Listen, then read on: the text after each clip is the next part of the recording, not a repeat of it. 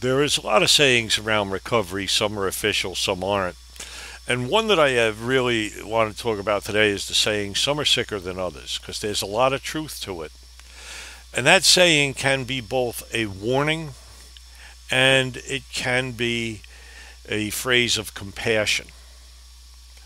We say some are sicker than others because people don't come into this room seeking recovery if they've got everything going on in their lives. Usually by the time people make it to the rooms of recovery, their lives are a shambles. They are mental, emotional wrecks. They're social nightmares. And so these are not healthy, balanced, well-adjusted people. Many of them have lived that sick life so long, their priorities are all out of order.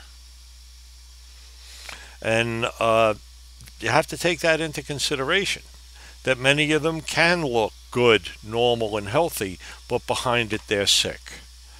And while we don't like to imply a moral factor, some of them can be malicious. It's part of their disease and part of the other lapses in character that go along with it. On a compassionate note, we think of a fellow I knew who came into the rooms after having spent a month in a coma in the hospital because of his disease. He got into some bad chemistry there. We'll just give it a nice term like that. And when he came into the rooms, he was desperate to recover, but he did not have all the faculties the rest of us had. There was some brain damage.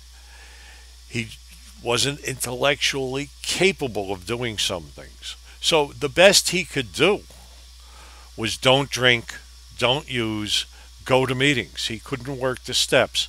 And sometimes people would say, well, how can he stay in the rooms if he's not working the steps? And we'd say some are sicker than others. For him to work the steps is difficult. He hasn't regained, he doesn't have the capacity to do that. Now, I haven't seen that man in over 20 years, and I wonder if I see him if he will have regained any of that capacity. But he kept coming back. Like I say, some are sicker than others.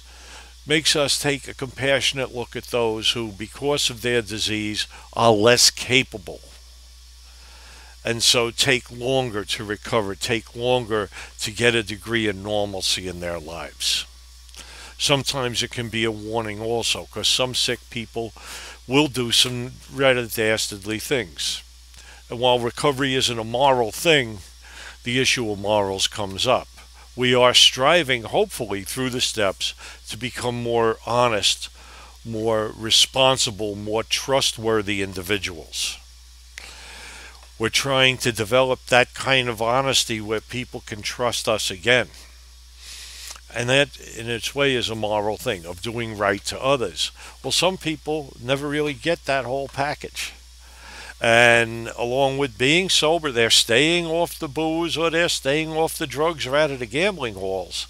But they're still weasels.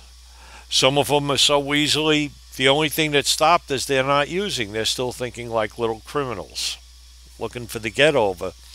Some are sicker than others. So it really pays to be careful coming into the rooms, to not just trust everyone you meet, but to understand these are human beings who've been through great trauma.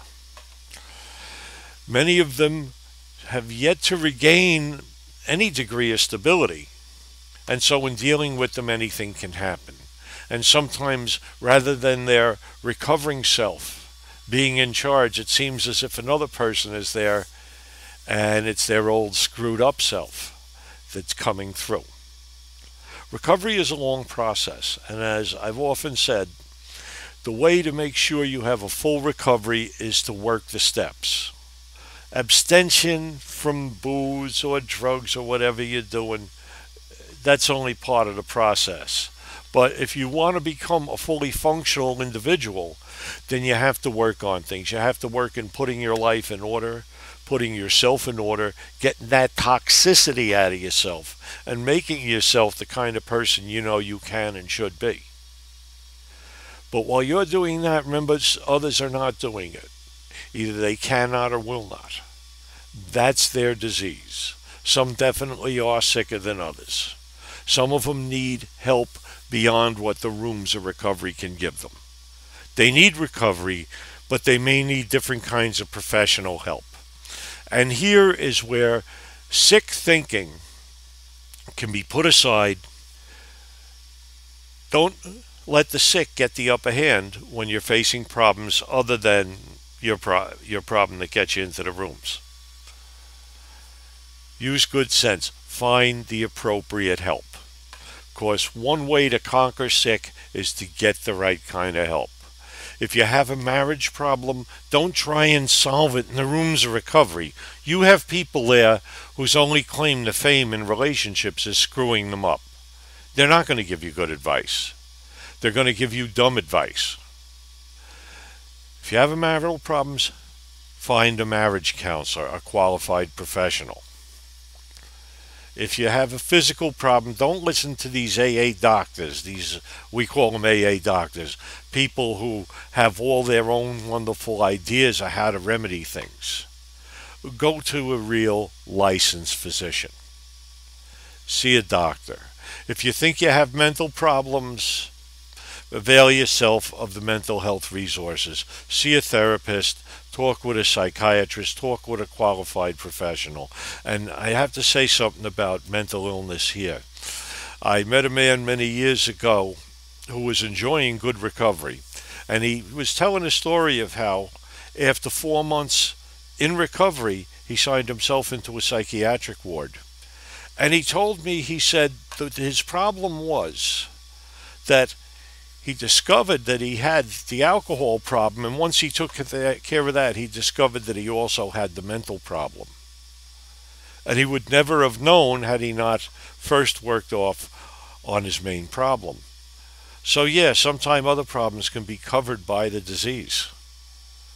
So avail yourself of the right help. That's how you nip your own sickness in the bud. Remember, a lot of people cancer won't do that.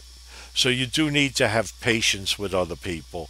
The old joke is, we have patience for the people we like, tolerance for the ones we don't. But keep in mind also, when dealing with people in recovery, these are not wonderful, healthy, bright, shining stars of civilization. These are people who've been through the moral, physical, and emotional ringer. Some are sicker than others. Take those words, use them wisely, not to think that everyone around you is a total wackadoo, but to understand why people sometimes do the bizarre things they do, and why some poor unfortunates have a much harder time with recovery than others. I wish you good luck in your recovery. This is Uncle Thor signing out.